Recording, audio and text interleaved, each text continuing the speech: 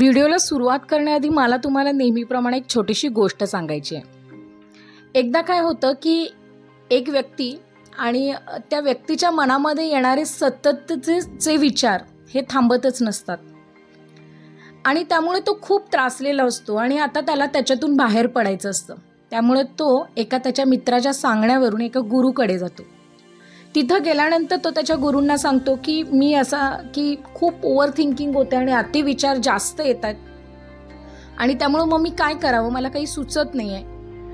तर तेव्हा गुरु त्याला काहीच रिस्पॉन्स देत नाही, ते त्याला काहीच बोलत नाहीत आणि ते उठून आत जातात। आत गेल्यानंतर ते ग्लास पाणी घेऊन येतात।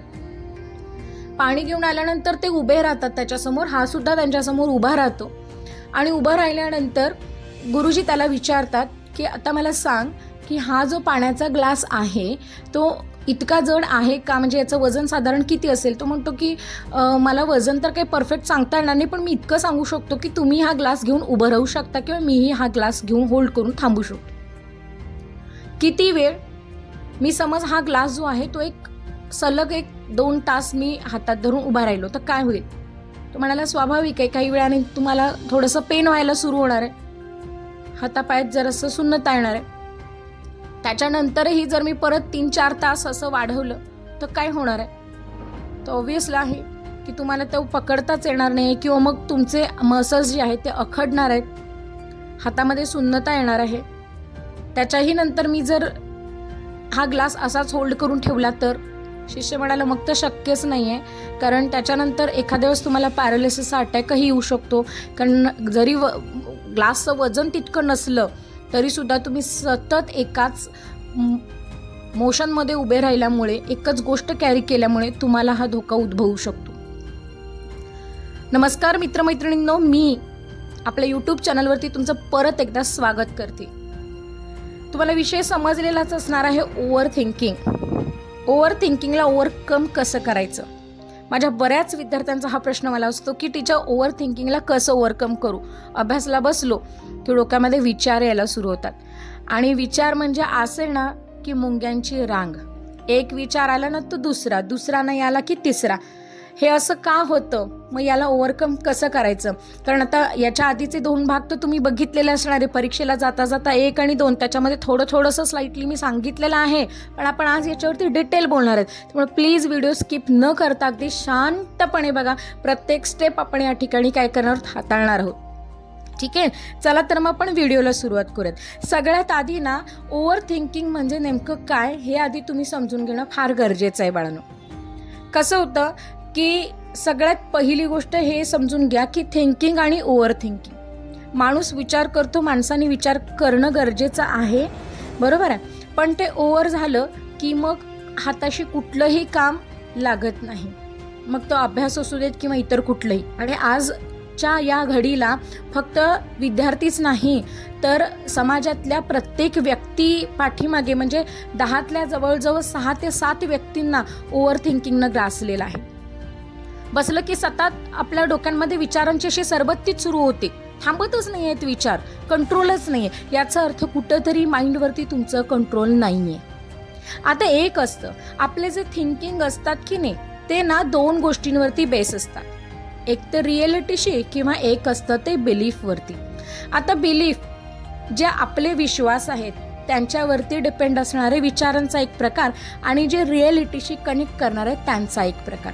मग बहुतांशी ओव्हर थिंकिंग कधी व्हायला होतं, जेव्हा आपण थिंकिंग, आपलं जे थिंकिंग आहे त्याचा बेस जेव्हा बिलीफ असेल ना तेव्हा मात्र थोडंसं जास्त व्हायला होतं। खरं तर बिलीफ असणं हे चुकीचं नाही आहे, आपल्याला असायलाच पाहिजेत प्रत्येकाला, बरोबर, पण त्याच्यावरती बेस असणारे विचार हे ओव्हर थिंकिंगला जन्म देतात। पण रिॲलिटीशी कनेक्ट असणारे विचार हे तुम्हाला तिथल्या तिथं ट्रिक करतात, थांबवतात आणि तुमचे विचार काय होतात किंवा तुम्ही त्याच्यातून बाहेर पडता। मग आता याला कंट्रोल करायचं असेल तर काय करायला पाहिजे, तर याच्यामध्ये काही गोष्टी आहेत। आता अजून एक गोष्ट सांगते की हा काही आजार वगैरे नाही आहे, ही पहिली गोष्ट आधी समजून घ्या, कारण हे खूप नॅचरल आहे आणि खूप स्वाभाविक आहे। यामध्ये होतं, कारण कसं होतं, ओव्हर थिंकिंग किंवा थिंकिंग हे त्याच व्यक्तीला होऊ शकतं ज्याला फार काळजी आहे, बरोबर. असंच कुणी ओव्हरथिंक नाही करत बसत. खूप ताण येतो, खूप प्रेशर येतो. आई वडील आहेत, शिक्षक आहेत, समाज आहे, आपल्यावरती खूप अपेक्षा आहेत. आपण एका अगदी अतिसामान्य कुटुंबातून आलेलो आहेत. अरे बापरे, आपल्याकडून हे होणार का, मग झाल्यानंतरचं काय, हे सगळं न थांबवता येणारी ही विचारांची जी काही साखळी आहे तिला आपण ओव्हरथिंकिंग म्हणू शकतो. ठीक आहे. आता याला थांबवायचं असेल तर बाळांनो, सगळ्यात पहिली गोष्ट आहे ते म्हणजे मी तुम्हाला सांगेन की परीक्षा खूप जवळ आलेल्या आहेत किंवा तुमचं जे टास्क आहे ते तुमच्या अगदी जवळ आलेलं आहे, हो की नाही. तर अशा वेळेस काय करायचं की तुम्ही अभ्यासला बसण्याआधी समजा तुमचा एखादा आवडीचा प्रोग्राम आहे तो तुम्ही बघू शकता.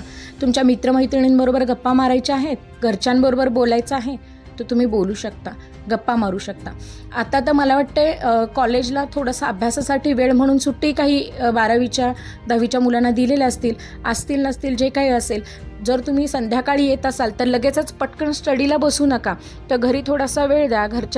घरी काय झालं दिवसभरामध्ये किंवा आजूबाजूला काय होतंय, मित्रमैत्रिणींच्या बरोबरच्या असणाऱ्या गमती जमती, तुम्हाला एखादा कॉमेडी शो आवडतोय, तुम्हाला एखादा मूवी बघायचा आहे तर तो तुम्ही बघा. समजा एखादी इन्स्पिरेशनल मूवी आहे, तुम्हाला ती बघायची तर तुम्ही जरूर बघा. तुम्हाला चित्र काढायला आवडते, माझे तर काही विद्यार्थी असे की जे छान सुंदर सुंदर कवितासुद्धा लिहितात, बरोबर. तर तुम्हाला लिहायचं आहे, तुम्ही लिहा. तुम्हाला एखादं छान अवांतर वाचन करायचं, एखादं पुस्तक तुम्हाला वाचावं असं वाटतंय तर तुम्ही जरूर वाचा, हो की नाही. आता इथं ना बरेच जण मला म्हणतील की हे तर वेळ वाया घालवणारं काम सांगताय, परीक्षा इतके जवळ आलेत आणि तुम्ही हे नवं काय सांगताय बरं की या सगळ्या गोष्टी करा. याच्यामध्ये तर मॅडम आरामात 3-4 तास किंवा 1-2-3 तास तर आरामात जाणार आहेत आणि मग हा वेळ गेलेला वाया कुठं भरून येणार आहे. मग ओव्हर थिंकिंगमध्ये काय करता. मग मला त्यांना विचारायचं, मग ओव्हर थिंकिंगमध्ये वेळ नाही का वाया जात. 3 तास बसायला म्हणून अभ्यासला आत रूममध्ये जात आहे आणि अगदी अर्ध्या तासाचाही अभ्यास होत नाही डोंबलाचा, परत येता, बरोबर. आणि काय प्रॉब्लेम आहे, ओव्हर थिंकिंग आहे. मग त्याच्यावरतीच तर मी बोलते ना. लक्षात येते का तुमच्या की तुम्ही या गोष्टी करा. ज्यांना चित्र काढायला आवडतात त्यांनी चित्र काढा, ज्यांना म्युझिक ऐकायला आवडतं, काही जणांना तर असेच की जे म्युझिक कंपोज करू शकतात, हो तर तुम्ही जरूर करा. काहींना गायला आवडतं तर तुम्ही आल्यानंतर छान गाणी गा, फ्रेश व्हा. लक्षात ठेवा, एखादी गोष्ट तुम्ही माइंडला सतत करायला लावताय. मी जी सुरुवातीला गोष्ट सांगितली की नाही तर ती ह्याच बेसवरती आहे, हे लक्षात घ्या. तुम्ही माइंडला ट्रेन करा, माइंडला ना क्लिअर इन्स्ट्रक्शन्स द्यायला शिका, ठीक आहे. आणि अभ्यास करायचा, अभ्यासाची काळजी आहे, मला नंबर काढायचा आहे, मला 11वीतही एवढे मार्क्स मिळवायचे आहेत, मला 12वीतही तेवढेच मिळवायचे, मला बोर्डलाही 10वीचा माझा रेकॉर्ड क्रॅक करायचा. अरे हो की, थांब ना जरा, बरोबर आहे का. त्याला थोडीशी विश्रांती दे, बरोबर. तुम्हाला सततच तुम्हाला सांगितलं, तुम्ही स्वतःवरूनच विचार करा. तुम्हाला जर म्हटलं की उद्या तुझ्या आवडीची भाजी आहे, आज तू तुझी नावडती भाजी खा असं सांगितलं तर तुम्ही उद्या मिळणार आहे म्हणून आज नावडती खाल, पण उद्याही परत तेच सर्व केलं तर, उद्या नावडतीच भाजी दिली तर असं किती दिवस होणार आहे. तसं मनाचाही थोडासा काहीतरी विचार करणं गरजेचं आहे ना, त्याचीही गरज आहे. मग ते अशा पद्धतीने दिशाभूल करत कुठेही मग हुंदडत जातं, त्यालाच ओव्हर थिंकिंग म्हणतो. आवडीच्या गोष्टी सगळ्यात पहिला करायला घ्या. लक्षात आलं, वेळ वगैरे काही वाया जात नाही, काही बिघडत नाही, आभाळ लगेच काही कोसळत नाही, हे लक्षात घ्या. कारण सगळ्यात आधी काय होतं की ह्या गोष्टी केल्यामुळं माइंड फ्रेश होतं आणि स्वतःला माइंड फ्रेश झाल्यानंतर जेव्हा तुम्ही अभ्यासला जाताय त्यावेळी क्लिअरली इन्स्ट्रक्शन द्यायच्यात की आता मात्र मला अभ्यासच करायचा आहे, कारण आता मी फ्रेश आहे, ठीक आहे. आणि ॲटोमॅटिकली अभ्यासही छान होतो, बरोबर. आता याच्यामध्ये तुम्ही दुसरी गोष्ट ही अशी आहे की जेव्हा हे ओव्हर थिंकिंग व्हायला लागतं, ठीक आहे, हे विचार यायला लागतात, मग बऱ्याच जणांचा असाही एक प्रॉब्लेम होतो की टीचर आम्ही कामाला लागल्यानंतर म्हणा किंवा आम्ही अभ्यासला बसल्यानंतर, काही जणांचं सुरुवातीला असतं तर काही जणांना अभ्यास करता करता अचानकच विचार यायला लागतात आणि ते थांबतच नाहीत. मग अशा वेळेस तुम्ही काय करायचा, असा प्रॉब्लेम ज्यांना असेल ना त्यांनी जे स्टॉपवॉच असते की नाही ते घेऊन बसायचं आहे. म्हणजे त्यांनी ज्याला आपण म्हणतो की नाही काउंटडाऊन टायमर मेथड वापरायचे. म्हणजे नेमकं काय करायचं आहे की तुम्ही स्वतःला ना टाईमबद्दल रिस्ट्रिक्ट करायचं आहे. जसं की एक्झाम्पल बघा, आता सांगते, तुम्ही अभ्यासला बसल्यानंतर तुम्ही काय करायचं आहे, या ठिकाणी स्वाभाविक आहे एखादं स्टॉपवॉच समोर ठेवायचं आहे, ठीक आहे, किंवा एखादं टाईम टार्गेट असं तुम्ही स्वतःसमोर ठेवायचं आहे आणि ते ठेवल्यानंतर तुम्ही काय करायचं आहे, अभ्यासला बसायचं आहे. आणि जेव्हा थिंकिंग यायला लागतं तेव्हा तो स्टॉपच करायचा आहे, ठीक आहे, तेव्हा स्टॉप करायचा आहे. आणि स्टॉप केल्यानंतर जेव्हा तुम्ही स्टॉप करता आणि त्या घड्याळाकडे बघता तेव्हाही तुमच्या मनात पटकन विचार होतो, अरे नाही, आपलं काहीतरी चुकतंय, आणि आपण काय करतो, ॲटोमॅटिकली काउंटडाऊन सुरू आहे म्हटल्यानंतर आपण काय करायला लागतो, एक टार्गेट स्वतःला दिलेले असतं ना, छोटे छोटे टार्गेट तुम्ही स्वतः द्या, छोटे छोटे भाग करा अभ्यासाचे. हाच त्याचा एक प्रकार आहे. लक्षात आलं का? म्हणजे इथे तुम्ही काय केलेलं आहे, अर्धा टॉपिक आहे किंवा त्या एका टॉपिकमधले किती बाबा, एक 5 कन्सेप्ट 10 कन्सेप्ट तुम्हाला वाचायचे आहेत किंवा हा एक मोठा BQ तुम्हाला करायचा, हे 2 शॉर्ट नोट तुम्हाला करायचे आहेत. टाईम लावा, शॉर्ट नोट घ्या, म्हणजे टार्गेट घ्या, टाईम घ्या, ह्या दोन्ही गोष्टी घ्या आणि करायला बसा. मनात विचार आले, पटकन टायमर ऑफ करा आणि स्वतःला सांगा की नाही, आता नाही, एक 5 मिनिटांनी. जेव्हा तुम्ही हे करता तेव्हा ऑटोमॅटिकली या गोष्टी थांबायला मदत होते.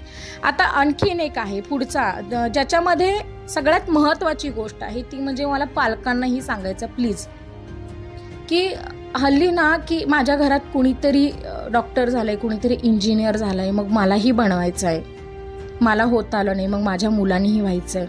असं नका करू प्लीज.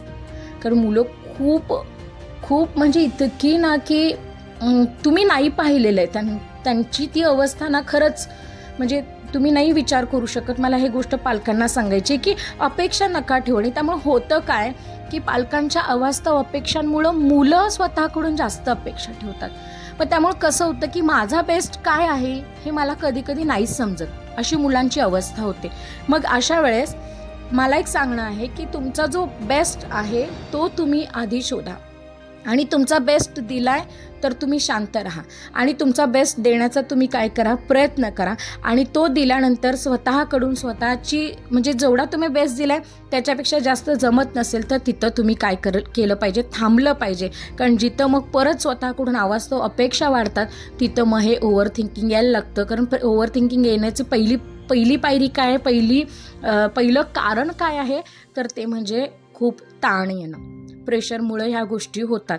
त्याच्यामुळे प्लीज स्वतःचं जे काही बेस्ट आहे ते ओळखा आणि तिथे थांबा, मी तर म्हणेन. आणि मी एकच सांगेन की माझा 100% काय आहे हे प्रत्येकाला आपापल्याला माहिती आहे आणि त्या हिशोबाने तुम्ही काय केलं पाहिजे, तयारी केलं पाहिजे. आणि दुसरं म्हणजे एकटं राहू नका. जर ओव्हर थिंकिंग त्याही उपर जर येत असेल तर तुम्ही स्वतःला फक्त एकच गोष्ट करा की ती जी काही ओव्हर थिंकिंग येणाऱ्या ज्या काही गोष्टी आहेत त्या एका वहीपाटच्या पानावरती लिहून काढा आणि स्वतःला समजावून सांगा की बघ यातल्या ह्या गोष्टी किती युजलेस आहेत, या किती बिलीफवरती बेस आहेत आणि या किती रिॲलिटीवर बेस आहेत. मग त्याच्यावरती सोल्युशन काय आहे ते पण सांगा आणि सोल्युशन जे निघतं त्या सोल्युशनच्या पद्धतीने कामाला लागा. लक्षात आलं का? कारण ओव्हर थिंकिंग का काळजी पोटी तुम्ही ओव्हर थिंकिंग करता, मग ते सोल्युशन तुम्ही शोधून काढा आणि त्यानुसार कामाला लागा. लक्षात आलं? हे इतकं सोपं आहे. त्यामुळं त्या गोष्टीचा इतका बाऊ करू नका. आता लास्टला जाता जाता एकच सांगेन की इमोशनलला प्लीज कंट्रोल करा. तुम्ही स्वतः काळजी करत बसू नका, तर तुम्ही काळजी करण्याऐवजी तुम्ही चिंतन करा, मनन करा, त्या गोष्टीचं आवडीचं काम करा. लक्षात आलं का? आपलं जे बेस्ट आहे ते स्वीकारा आणि त्यानुसार जेवढं जमेल तेवढं करा. स्वतःला सांगा की यापेक्षा मी जास्त करू शकत नाही आणि त्यानुसार स्वतःला स्वीकारा.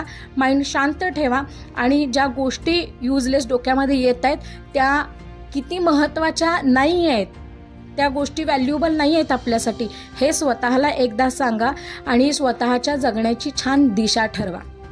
लक्षात आलं? तर या सगळ्या गोष्टी करून मला वाटतं की तुम्ही नक्कीच ओव्हर थिंकिंगला ओव्हरकम करू शकता. आय होप की आजचा लेक्चर हा छान पद्धतीने समजला असेल तर माझ्या व्हिडिओला नक्की लाईक करा आणि प्लीज हा व्हिडिओ शेअर करा. ज्यांनाही गरज आहे त्यांच्यापर्यंत हा जाऊ दे. कारण ही जी गोष्ट आहे, ही जी साखळी आहे ओव्हर थिंकिंगची, ती कुठं तरी ब्रेक व्हायला पाहिजे. कारण त्यामुळं मानसिकदृष्ट्या आपण अजिबात स्टेबल राहत नाही. त्यामुळे जितकंही होईल तितक्या जास्तीत जास्त विद्यार्थ्यांपर्यंत, लोकांपर्यंत हा व्हिडिओ पोहोचवण्याचा प्रयत्न करा. चला तर मग पुन्हा भेटूयात. जर तुम्हाला नवीन विषय काही म्हणजे वाटत असतील मी तयार करावीत व्हिडिओ त्या पद्धतीने, तर नक्की मला त्या पद्धतीने कमेंट करून सांगा. पुन्हा भेटू एका नवीन व्हिडिओसह, नवीन विषयासह. अपडेट राहा माझ्या चॅनलवरती. सबस्क्राईब केलं नसेल तर नक्की सबस्क्राईब करा. काळजी घ्या स्वतःची. All the best. धन्यवाद.